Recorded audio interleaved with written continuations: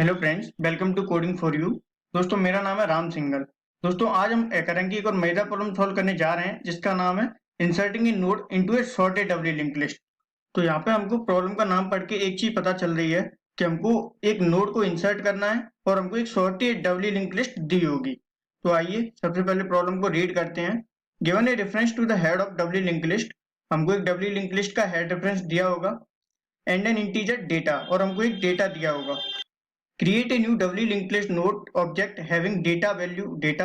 तो हमको एक new W link list node create करना है और क्रिएट करते टाइम पे हमको डेटा वेरिएबल को पास कर देना है and insert it at the proper location to maintain the sort. और ये जो हमने न्यू नोड क्रिएट किया है उसको हम एक प्रॉपर लोकेशन पे इंसर्ट करना है जिससे हमारा जो सॉर्ट है वो मेंटेन रहे। जैसे हमको यहाँ पे एक एग्जांपल दिया हुआ है जिसमें हमारे पास एक लिंक लिस्ट है, डब्ल्यू लिंक लिस्ट है, जिसमें नोड है 1, 2 एंड 4 और हमको जो डेटा इंसर्ट करना है वो है 3। तो हम यहाँ पे देख सकते हैं कि ये सॉर्टेड है और हम जो 3 इंसर्ट करेंगे वो 2 के बाद और 4 के पहले इंसर्ट होना चाहिए, जिससे हमारी जो नई लिस्ट बन जाए वो ये हो जाए 1, 2, 3, 4। तो आइए डायग्राम के थ्रू इसको और अच्छे से समझने की कोशिश करते हैं।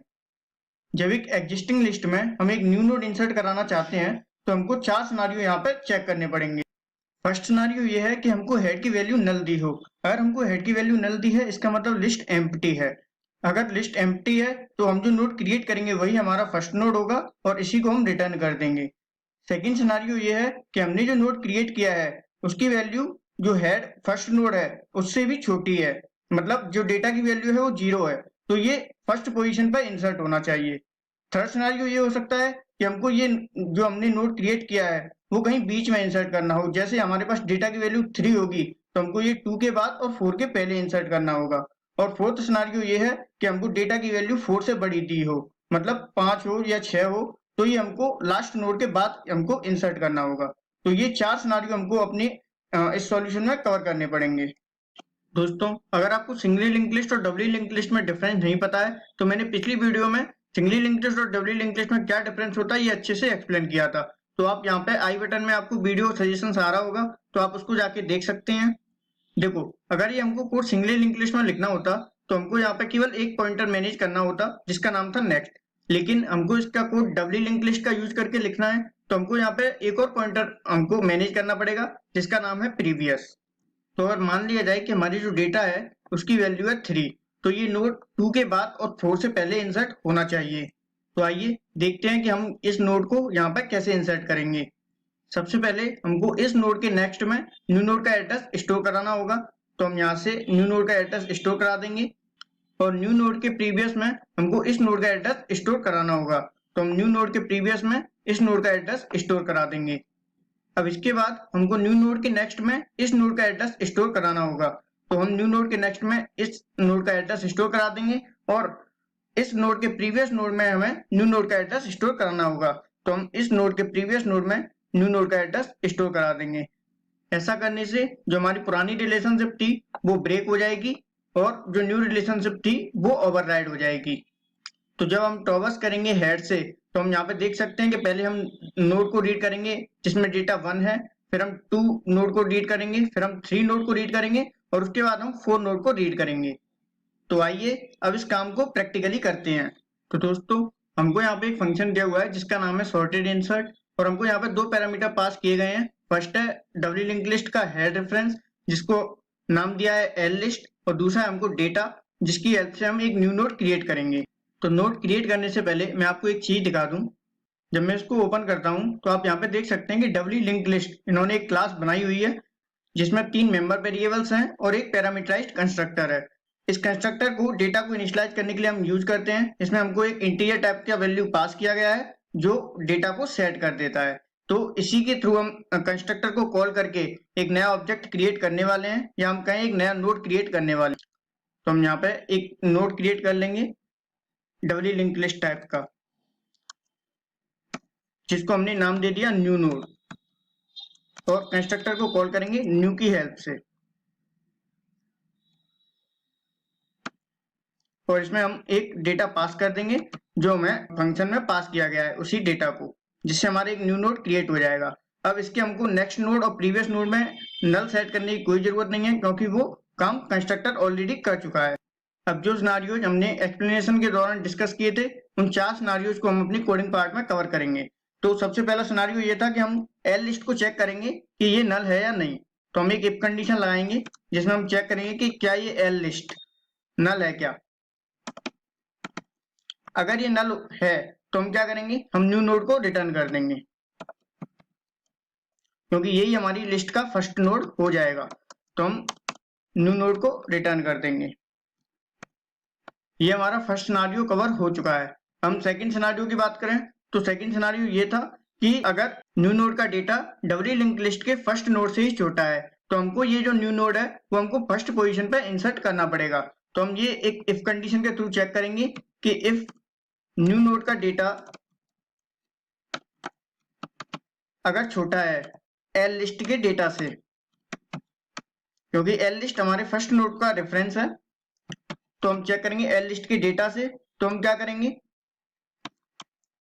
हम इसको फर्स्ट पोजीशन पे इंसर्ट कर देंगे। तो फर्स्ट पोजीशन पे इंसर्ट करने के लिए हमको कुछ रेफरेंस चेंज करने पड़ेंगे।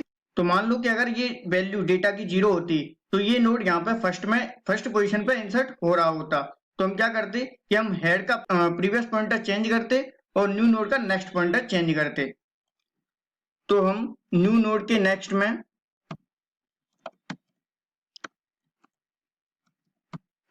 लिस्ट का एड्रेस डाल देंगे, एल लिस्ट का, और एल लिस्ट के प्रीवियस में न्यू नोड का एड्रेस स्टोर कर देंगे। तो ये हमारा काम हो जाएगा। और हमको जो रेफरेंस है वो भी चेंज करना पड़ेगा, क्योंकि हमारा जो न्यू नोड है वो फर्स्ट नोड बन चुका है। तो हमको एल लिस्ट में न्यू नोड इंसर्ट करना पड़ेगा। इससे क्या होगा, क्या हमारी जो एल लिस्ट होगा वो फर्स्ट नोड को रेफरेंस करने लगेगा। अब थर्ड सिनेरियो ये है कि हमको कहीं बीच में डेटा इंसर्ट करना पड़े। तो हम यहाँ पे एक एल्स ब्लॉक बनाएंगे और एल्स ब्लॉक में उसका कोड लिखेंगे। अब मान लो कि अगर ये नोड यहाँ पे इंसर्ट होता तो हमको यहाँ से ट्रैवर्सिंग करनी पड़ती। तो ट्रैवर्सिंग के लिए हमको एक नोड बनाना पड़ेगा जिसकी हेल्प से हम ट्रैवर्सिंग कर सकें। तो सबसे पहले हम वही काम करेंगे। हम यहाँ पे डबली लिंक लिस्ट टाइप का एक नोड बना लेते हैं जिसका नाम हम रख लेते हैं टेम्प, और इसमें हम एल लिस्ट का एड्रेस स्टोर करा देते हैं। हम ट्रैवर्सिंग के लिए एक व्हाइल लूप लाएंगे और व्हाइल लूप के अंदर कंडीशन डालेंगे कि जब तक हमारा न्यू नोड का डेटा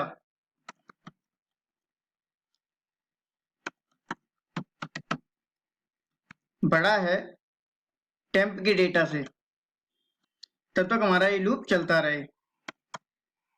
और इसके अंदर हम टेम्प को इंक्रीज करते जाएंगे 1 नोड से। तो हम टेम्प का नेक्स्ट स्टोर कराते जाएंगे। बट यहाँ पे एक प्रॉब्लम होगी। तो आइए क्या प्रॉब्लम होगी वो डायग्राम के थ्रू समझते हैं। हमने टेम्प में एल लिस्ट स्टोर कराया था, मतलब फर्स्ट नोड का रेफरेंस। तो हमारे टेम्प में ये आ जाएगा और हमारे न्यू नोड के डेटा में हमारे पास 3 वैल्यू है। हमने व्हाइल में चेक किया था कि हमारा जो टेम्प का डेटा है वो छोटा होना चाहिए इससे, तब तक हमारा व्हाइल लूप चलता रहे। तो ये कंडीशन यहाँ पे ट्रू होगी तो टेम्प मूव करके यहाँ पे आ जाएगा। अब ये कंडीशन दोबारा से ट्रू होगी तो हमारा टेम्प मूव करके यहाँ पे आ जाएगा। और अब ये कंडीशन फॉल्स हो जाएगी और हम व्हाइल लूप से एग्जिट कर जाएंगे। लेकिन सोचिए अगर इस नोड में वैल्यू 5 होती तो हमारा कभी ये कंडीशन फॉल्स नहीं होती और हम कभी व्हाइल लूप से एग्जिट नहीं कर पाते। तो ये हमारी एरर हो जाती। तो हम क्या करेंगे, हम इसके अंदर एक कंडीशन और लगाएंगे कि यदि हमारा टेम्प का नेक्स्ट नल पे पहुंच चुका है तो इसका मतलब ये है कि जो न्यू नोड की वैल्यू है वो इन सबसे बड़ी है। तो ये जो न्यू नोड है वो लास्ट में इंसर्ट हो जाना चाहिए। तो यहाँ पर हम एक कंडीशन लगाएंगे जिसमें हम चेक करेंगे कि यदि हमारा टेम्प का नेक्स्ट नल पहुंच चुका है तो हमको वो जो न्यू नोड है वो इंसर्ट करना पड़ेगा लास्ट में। अब इस नोड को लास्ट में इंसर्ट करने के लिए हमको टेम्प का नेक्स्ट पॉइंटर और न्यू नोड का प्रीवियस पॉइंटर हमको चेंज करना पड़ेगा। तो हम यहाँ टेम्प के नेक्स्ट में न्यू नोड डाल देंगे और न्यू नोड के प्रीवियस में टेम्प का एड्रेस स्टोर कर देंगे। और हमारा नोड इंसर्ट हो चुका है तो हम यहाँ पर रिटर्न भी कर देंगे लिस्ट को, मतलब एल लिस्ट को। तो यहाँ हमारा थर्ड सिनेरियो कवर हो चुका है। अब जब ये कंडीशन फॉल्स हो जाएगी, मतलब यहाँ से हम रिटर्न नहीं कर रहे हैं और ये कंडीशन फॉल्स हो जाएगी, इसका मतलब हमको कहीं डेटा बीच में इंसर्ट करना है, तो हम यहाँ से व्हाइल लूप से एग्जिट करेंगे और हम उसका कोड बाहर लिखेंगे व्हाइल लूप के। अब इस केस में जैसा कि मैंने पहले ही बता दिया है कि हमको इस केस में हमको इस नोड का नेक्स्ट पॉइंटर और न्यू नोड का प्रीवियस पॉइंटर और नेक्स्ट पॉइंटर और ये जो टेम्प है उसका हमको प्रीवियस पॉइंटर चेंज करना पड़ेगा। तो अब ये चारों डिफरेंस हम अपने कोड में चेंज करेंगे। तो इस नोड को एक्सेस करने के लिए हम क्या करेंगे, हमारा टेम्प इस नोड को पॉइंट कर रहा है, लेकिन इसका जो प्रीवियस पॉइंटर है वो इस नोड को पॉइंट कर रहा होगा। तो हम क्या करेंगे, हम टेम्प के प्रीवियस मतलब इस नोड के नेक्स्ट को एक्सेस करेंगे, मतलब टोटल मिला के टेम्प का प्रीवियस का नेक्स्ट। तो हम यहाँ पे टेम्प का प्रीवियस का नेक्स्ट, उसमें हम न्यू नोड का एड्रेस डाल देंगे।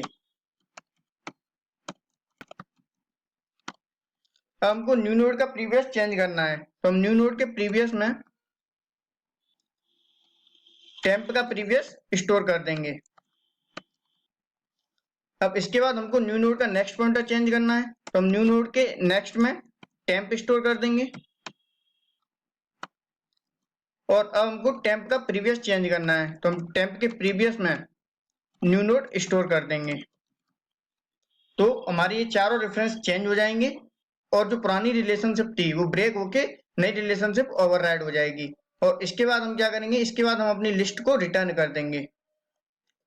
तो हम यहाँ पे अपनी लिस्ट को रिटर्न कर देंगे। तो आइए इस कोड को एक बार रन करके देखते हैं। ओके, हमारी कंपाइलेशन एरर आ रही है क्योंकि हमने यहाँ पे कुछ स्पेलिंग मिस्टेक्स की हुई हैं और एक हम यहाँ पे देख सकते हैं कि हमने यहाँ पे टेम्प लिस्ट कुछ यहाँ पे मिस्टेक की हुई है। तो पहली मिस्टेक हमारी ये है, यहाँ पे हमने स्मॉल लिखा था, हमको यहाँ पे एन कैपिटल लिखना है और यहाँ पे हमको टोटल मिला के स्टोर कराना था, हमने गलती से माइनस वाला साइन लगा दिया था।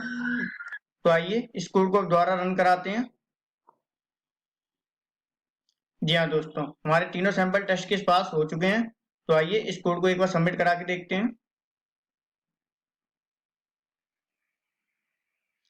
जी हाँ दोस्तों, आप यहाँ पर देख सकते हैं कि हमारा सक्सेसफुली ये कोड सबमिट हो चुका है। तो दोस्तों कैसी लगी आपको ये वीडियो? इसमें हमारे 4 सिनारियो थे और हमने चारों सिनारियो इसमें कवर कर लिए। तो ये सिंपल सा कोड था, ज्यादा टफ नहीं था, थोड़ा लेंथी था। तो अगर आपकी कोई क्वेरी है तो आप हमें कमेंट करके पूछ सकते हैं। और मैंने एक टेलीग्राम चैनल बनाया है, coding for you doubt counter, तो उसमें आप अपनी डाउट पोस्ट कर सकते हैं। मैं आपको चैनल की लिंक डिस्क्रिप्शन में डाल दूंगा, तो आप उस चैनल को जरूर ज्वाइन करिए। और आपके कुछ भी डाउट्स हैं, कोई भी क्वेरी है, तो आप उसमें अपनी क्वेरी पोस्ट कर सकते हैं।